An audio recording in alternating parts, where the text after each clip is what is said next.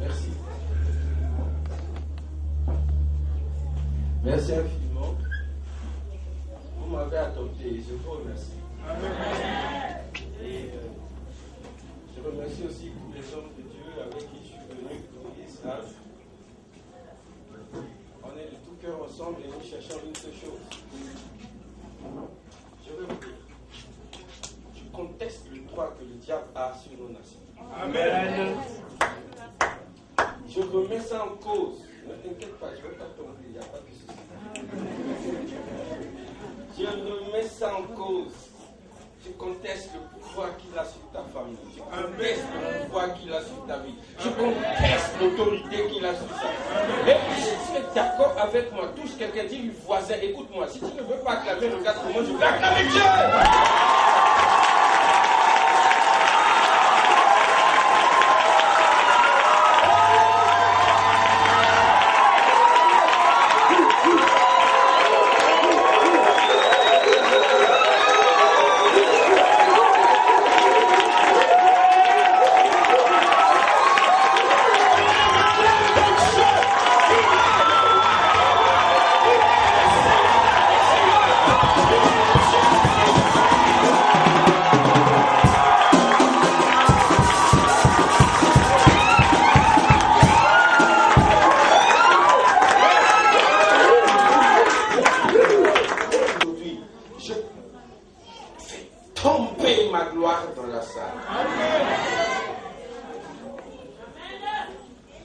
Qui est prêt?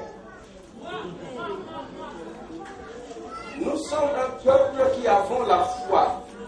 Nous croyons au Saint-Esprit et nous croyons au miracle. Nous ne sommes pas un peuple ordinaire. Nous n'adorons pas un Dieu surnaturel pour vivre des choses naturelles.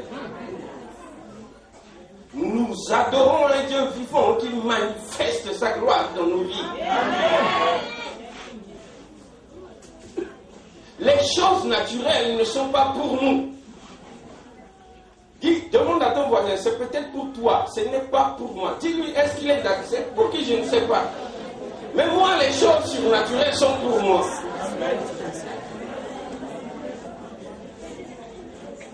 Je m'attends à ce que ce matin, que l'aveugle puisse voir. Amen. Que le sourd puisse entendre. Amen. Et que la femme stérile puisse accoucher. Je m'attends à ce que le chômeur en sortant d'ici dès demain trouve du travail. Je m'attends à ce que quelque chose se passe dans la vie de quelqu'un.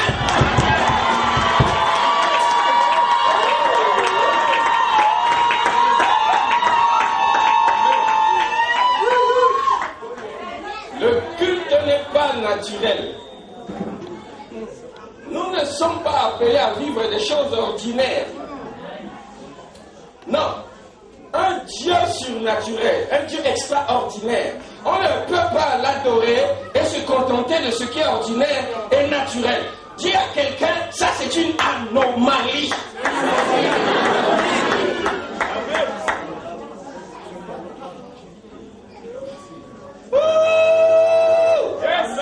Je sens la chose dans la salle ce matin. Je sens la présence du Tout-Puissant ici. Acclame Dieu!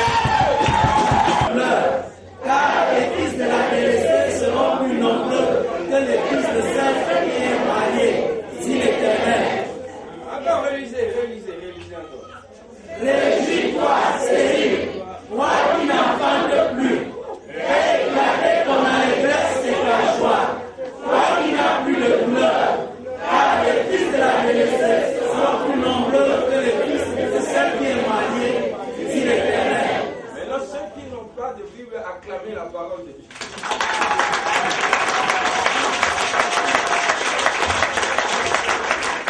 Maintenant, écoutez-moi, assez-vous écouter. Vraiment, je vous en supplie, écoutez-moi. Écoutez-moi. La Bible dit, à la femme stérile qui n'enfante pas, de commencer à se réjouir. Amen. Pour des enfants qu'elle n'a pas encore. Amen.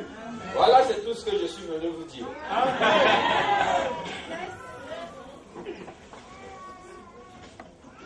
Réjouis-toi, stérile. Toi qui n'enfantes pas. Car les enfants de la délaissée seront plus nombreux que les enfants de la femme acceptée. Il faut qu'avant l'enfant, tu commences à danser pour ce que tu n'as pas encore. Amen. Je parle de l'Église aujourd'hui. Tu dois être en avance sur ton problème. Amen. Vous savez, nous les francophones, on a un sérieux problème. On met nos vestes, on met nos cravates, et puis on est très sérieux assis. Et puis on croit qu'on est sérieux. Et nous sommes les plus pauvres de la terre. Aujourd'hui, nous allons adorer Dieu. Tu sais pourquoi tu veux adorer Dieu? Simplement parce que tu dois être en avance sur ton problème. C'est-à-dire que ce que tu attends de Dieu, tu commences à croire aujourd'hui que tu l'as déjà. Amen. Et tu danses pour ce que tu n'as pas encore. Est-ce que quelqu'un m'a compris? Amen. Vous êtes sûr? Dieu demande à son peuple de se réjouir de ce qu'il n'a pas encore.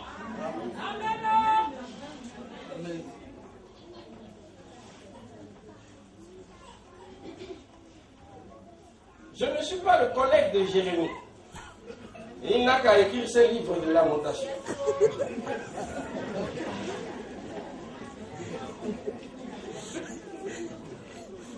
Non, ça ne me concerne pas.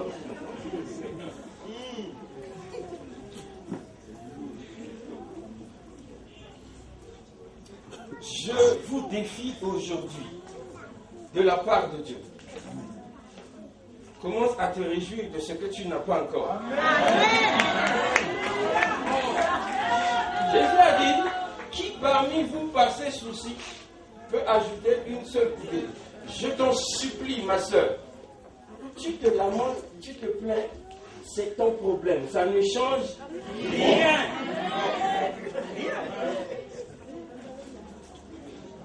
Vous savez, nous les francophones, on aime dire, et je sais que beaucoup parmi vous, vous êtes en train de dire, tu parles là parce que tu ne connais pas mon problème. Mais je m'en fous de tes problèmes, mais je connais mon Dieu. Non, c'est pas que je m'en fous vraiment du problème, hein. Mais je connais plus Dieu que le problème. Alléluia. Amen. Aujourd'hui, tu vas adorer Dieu comme tu ne l'as jamais fait. Amen. Je vous assure. Watchman Nee a dit, et je suis d'accord avec lui, lorsque tu prends un œuf, tu mets à l'air libre, aucun poussin ne sortira de là. Mais tu mets l'œuf dans la couveuse, c'est-à-dire dans l'atmosphère appropriée, un poussin sort. L'atmosphère appropriée qui permet à Dieu de t'amener à vivre le surnaturel, c'est que tu commences à te réjouir avant que tu vives la chose que tu attends de Dieu.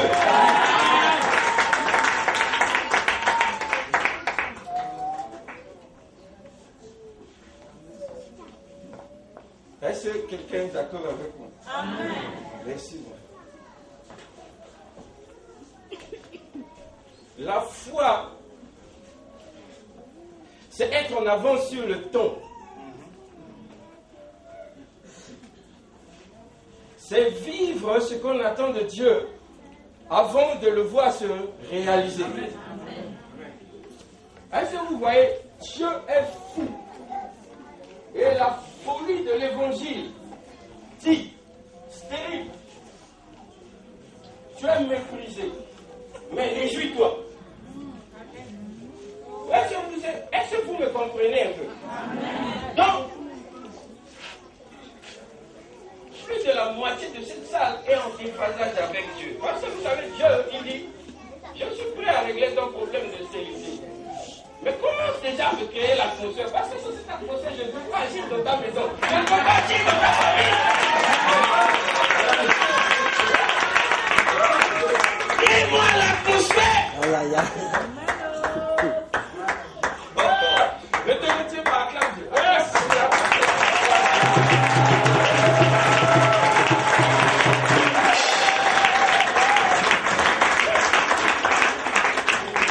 Vous allez me comprendre ce matin. Écoutez, on a amené un paralytique devant Jésus.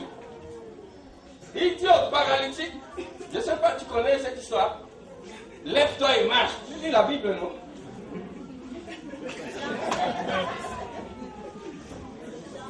Non, demande à quelqu'un s'il lit la Bible.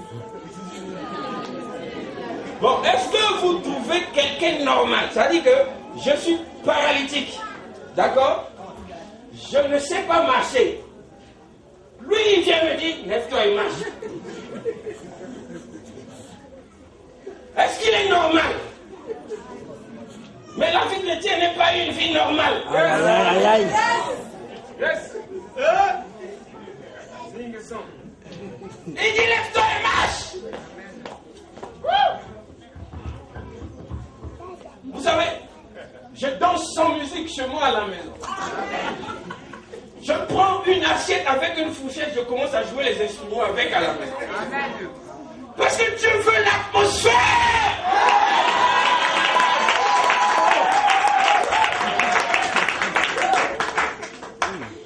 Vous avez...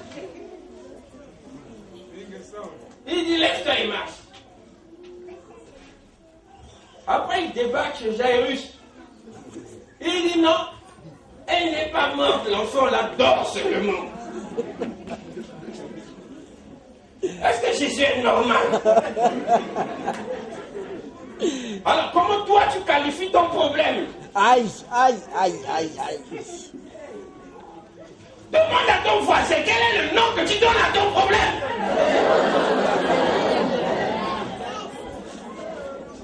Appelle ça mort, hein? Tout comme tu peux appeler ça sommeil.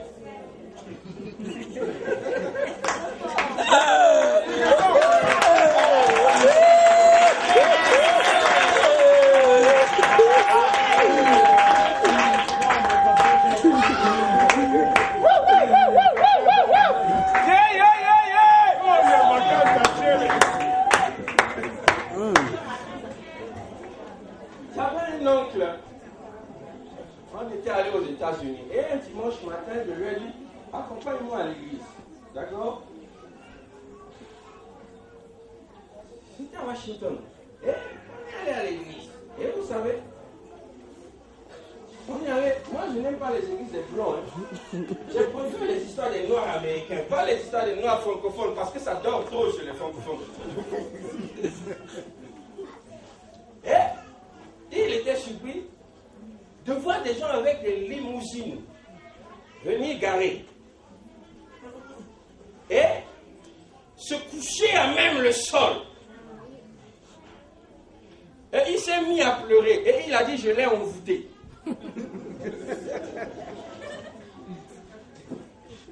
Nous sommes trop bien rangés, comme des cadavres à la morgue dans nos pays francophones. Je vous dis que quelque chose doit changer. Amen. Amen. Non, tu ne peux pas être comme tu es là. Ce n'est pas possible. Adore un peu Dieu. Amen.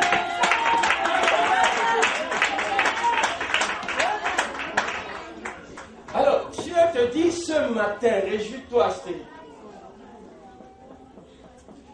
Dieu parle à l'Astérix qui n'a pas encore d'enfant. Afrique, écoutez-moi. Et la suite du verset dit, élargis ta tote. C'est-à-dire, va commencer à acheter les layettes.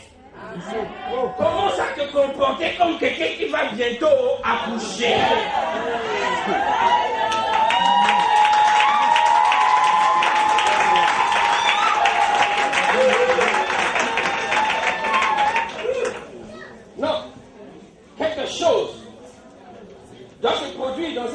aujourd'hui.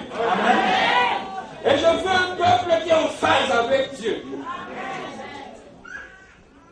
Je veux que tu commences à te réjouir même si tu n'as pas encore l'option. Amen. Même si tu n'as pas encore les milliards. Commence à te comporter comme un milliardaire.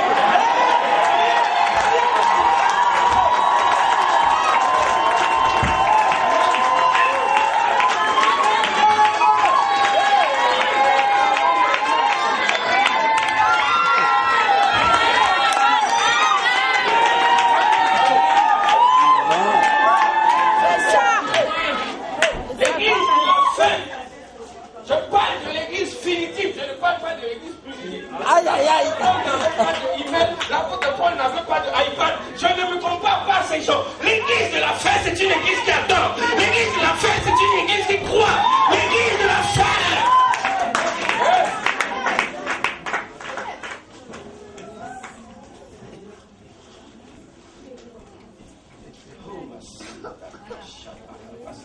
Et vous savez, Dieu, il nous a même aidés. Il trouve même que le français, l'anglais, c'est faible. Il nous a donné le parlant. Par contre, ces choses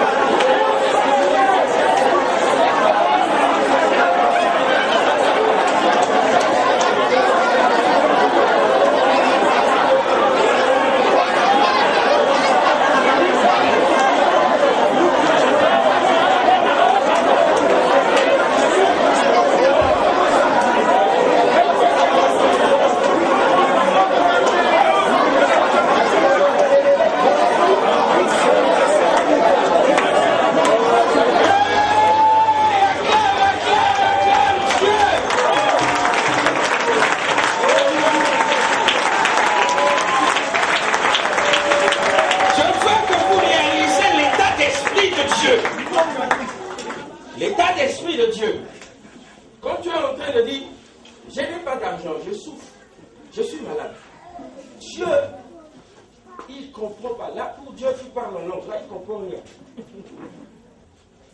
Mais non, lorsque tu commences à danser, Dieu te comprend. Yes. Amen. Oh, yes. Vous savez, il était retenu quelque part. Son calendrier était tel qu'il était retenu. Et il y avait une famille. Et vous savez certainement, chacun de nous, nous avons des gens comme ça dans nos vies que nous aimons beaucoup. Et nous nous sentons bien chez eux. Il y avait une famille. Jésus se sentait bien chez cette famille. Il y avait Marthe, il y avait Marie et il y avait Lazare. Jésus aimait cette famille. Mais il était pris. Mais il croyait que la mort allait changer son emploi du temps. La mort ne peut pas changer l'emploi du temps de Dieu. Vous ne pouvez pas me tuer. Je ne mourrai pas. C'est pas pour bientôt ma mort. La mort n'a pas changé son emploi du temps. Il est venu, il a juste dit où l'avez-vous mis? Jésus n'a jamais prié pour un malade. Jamais. Jamais. Yes. Il n'a jamais fait une prière. Mais pourquoi vous priez beaucoup comme ça? Non, la prière c'est une bonne chose. Mais attends, vous donnez trop de respect au diable. Pourquoi vous vous préoccupez?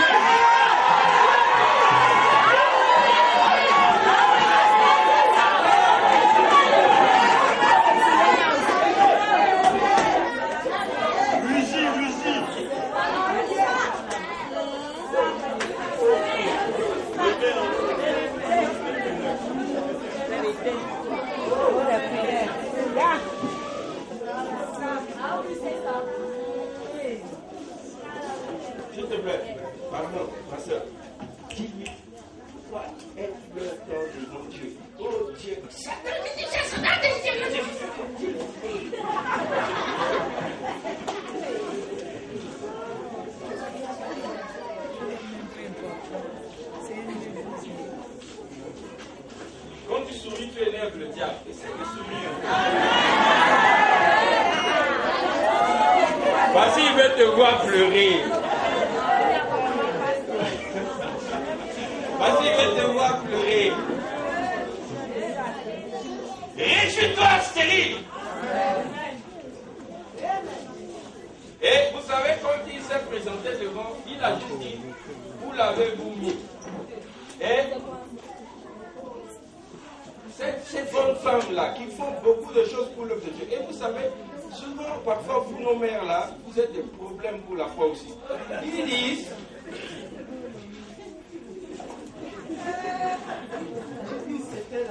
non, elle dit qu'ils sont déjà.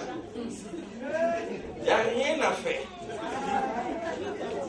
Mais il ne leur a pas demandé quelle était son odeur. Il a dit où l'avez-vous mis?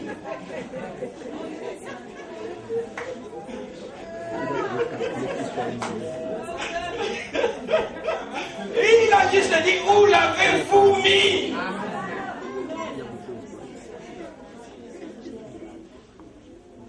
Oh, j'ai fini. Et puis, vous savez, nous allons adorer Dieu. Mais avant de finir, je vais vous dire quelque chose. Dieu m'a demandé ces derniers jours de lire le livre de Marc. Je l'ai lu plus de 10 fois ces derniers jours. J'ai compris quelque chose. Est-ce que vous êtes au courant que lorsque Jésus, il allait dans les synagogues, il y avait les pharisiens, les sadducéens, qui s'opposaient à tout ce qu'il dit. Vous êtes au courant? Mais est-ce que ça l'a empêché de faire les miracles et de faire tout ce qu'il a fait? Non. Ce que je vais vous dire aujourd'hui là, il n'y a pas d'obstacle pour Dieu. Quel que soit le volume de tes péchés, quel que soit le volume de ton incrédulité, aujourd'hui là, Dieu va faire quelque chose ici. Ils étaient là, hein. Tous ils disaient qu'ils voulaient contrecarrer. Mais ça ne l'a jamais préoccupé. Une seule chose l'a préoccupé. Jésus. Et il est allé à Nazareth, dans sa famille. Et la Bible dit qu'il n'a pas pu faire de miracle là. Parce qu'il dit que c'est le fils du charpentier. Le problème, c'est comment toi tu vois ton Dieu là. Explique-moi. C'est le charpentier ou c'est le faiseur de miracles?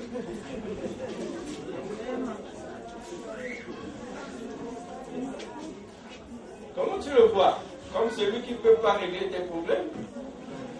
Comme celui qui ne peut pas te guérir? Comme celui qui ne peut pas agir? Je profite de cette réunion aujourd'hui pour vous dire ceci. L'Afrique, notre temps est arrivé. Amen.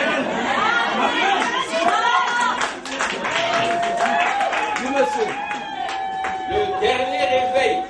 Je ne parle pas du réveil de Wesley, je ne parle pas du réveil de Finney, je ne parle pas du réveil de Spurgeon. Ces gens sont dépassés. Le dernier réveil va être suscité par un peuple à genoux qui adore Dieu. Le dernier réveil va être suscité par un peuple qui croit en Dieu.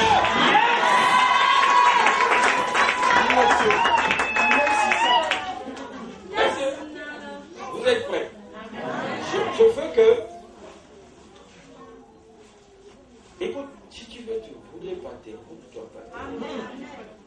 je veux que tu te sentes libre. Dis à ton voisin, tu vas m'excuser aujourd'hui là. Mais je dois venir.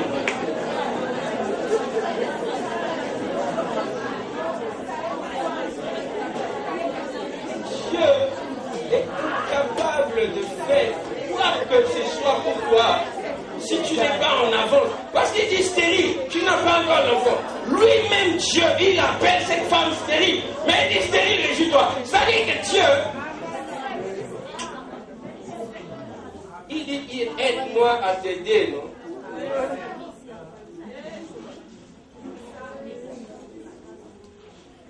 Est-ce qu'on est d'accord? Je ne sais pas qu'est-ce que je vais vous dire encore. Je ne sais pas encore. Vous savez que un jour il avait faim. Il est allé vers un arbre. Les théologiens disent, et je suis d'accord avec eux, c'était même pas la période pour cet arbre de porter des fruits. Mais Jésus, ce n'était pas son problème. Est-ce que vous voyez? voyez dans quel état d'esprit je veux que vous montrez. Pour Jésus, période ou pas période, quand j'ai besoin de toi, tu dois être présent.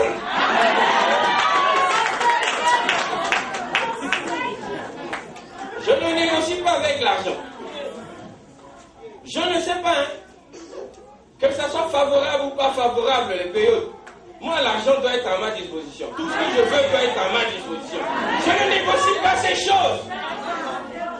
L'arbre là pouvait porter plainte à la CPI contre Jésus parce que tu m'as condamné à tort. La période là, c'était pas ma période. C'était pas les périodes, c'était pas les problèmes de Jésus. Lui, il avait besoin de fruits, il voulait manger.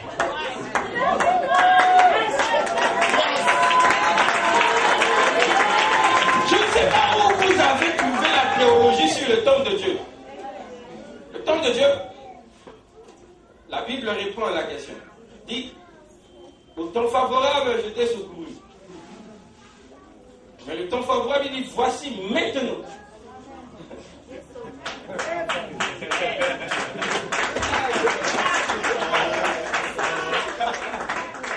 temps de Dieu là, c'est aujourd'hui. C'est maintenant.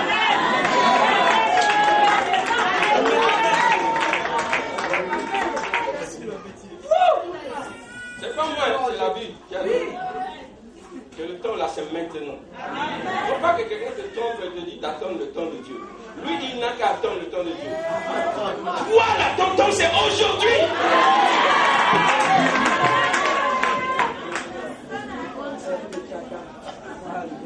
Bon, je vais vous poser une question. Supposez que Jésus revient aujourd'hui. Hein? D'accord? Tout l'argent qu'il y a dans les banques là va aller.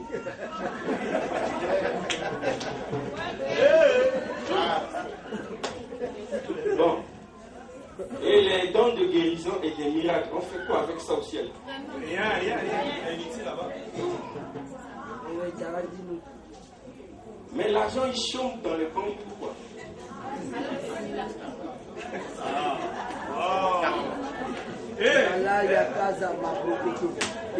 Parle-nous mon frère, parce que c'est la seule manière de s'exprimer quand le temps des choses.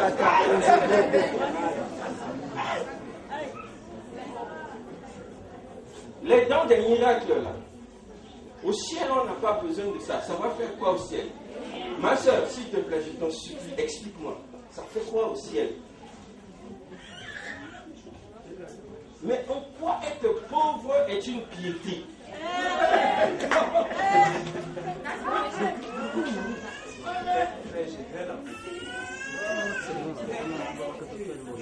La pauvreté n'est pas membre de ma famille, ni ma cousine, ni ma soeur.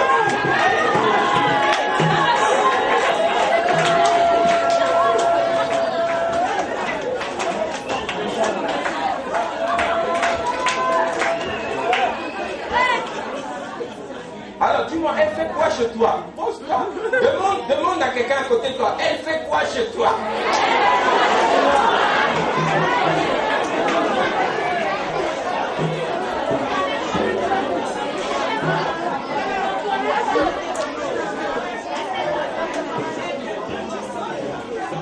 Moi, mon nom de famille est Sondé. La pauvreté ne s'appelle pas Sondé.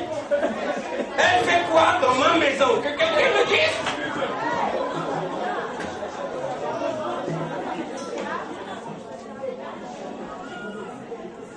Mais c'est parce que tu l'aimes beaucoup. Non, dis aujourd'hui on divorce.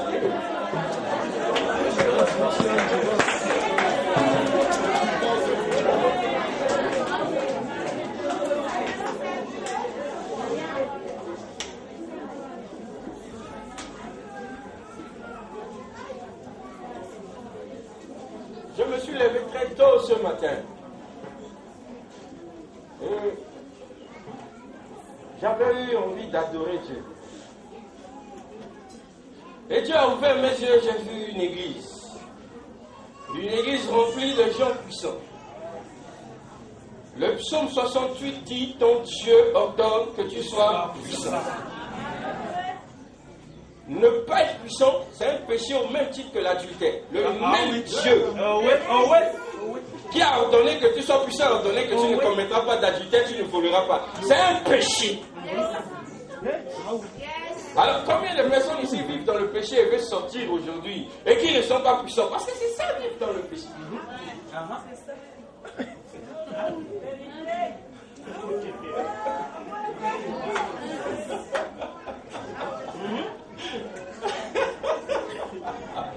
Là, je sens que les gens me regardent. Là, ils se demandent quel évangile est en train de nous dire. Mais vous êtes d'accord avec moi que Dieu a ordonné un ordre. C'est un ordre, non? Mais tu n'obéis pas, tu vis dans le péché. Alors, il y a combien de choses qui dominent ta vie que tu n'aimes pas et que tu n'arrives pas à vaincre?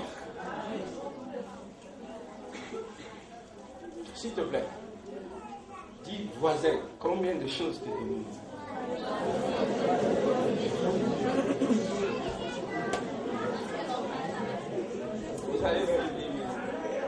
Vous savez, la solution à ça est simple. Hein? Il a dit, résultat stérile. Vous savez, tu peux tomber. Je peux verser autant de litres d'huile sur toi.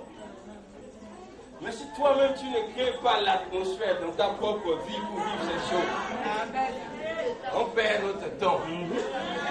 Et donc, à partir d'aujourd'hui, la scène est Duksaka. Je l'aime bien, peut-être vous ne l'aimez pas. Mais je me souviens Duksaka, le défunt. Il dit que la scène n'appartient à personne. Pourquoi c'est les autres qui se marient, toi tu ne te maries pas? Pourquoi c'est les autres qui sont riches, toi tu n'es pas riche? Pour quelle raison?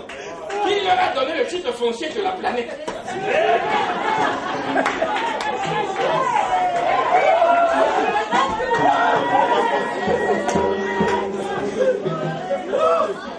Qui leur a donné le titre foncier? Qui a dit que la terre là appartient à d'autres? Et que nous on est là pour les accompagner? Qui a dit ça?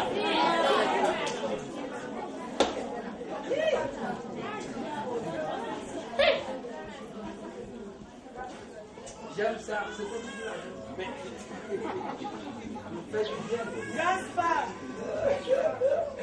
Maintenant, la révolution doit commencer maintenant par la Tu es d'accord? Tu sais ce que tu vas faire? Tu vas dire, il y a une chanson qui a beaucoup bouleversé ma vie. La chanson là, c'est en anglais. Ils disent là-dedans que Dieu, je te demande pardon parce que je t'ai vu trop petit. J'ai cru que tu étais unable to save me. Pardonne-moi. Et que maintenant que j'ai compris, je veux t'élever. Je veux te remettre à ta place. Tu es le roi de moi. Tu es le Seigneur. Vous êtes prêts? Sens-toi libre. Vous n'êtes pas obligé d'être bien rangé. Parce que vous savez, parfois l'ordre même dans nos églises là, ressemble aux jolis frères qu'on met sur des cadavres pour les amener au cimetière.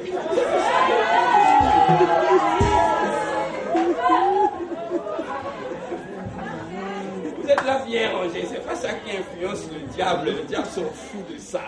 Sont-toi libre là. Dégagez-moi, il y a assez d'espace là. On va adorer Dieu. Constant, tu vas venir nous aider. Nous allons l'adorer. Tu es d'accord?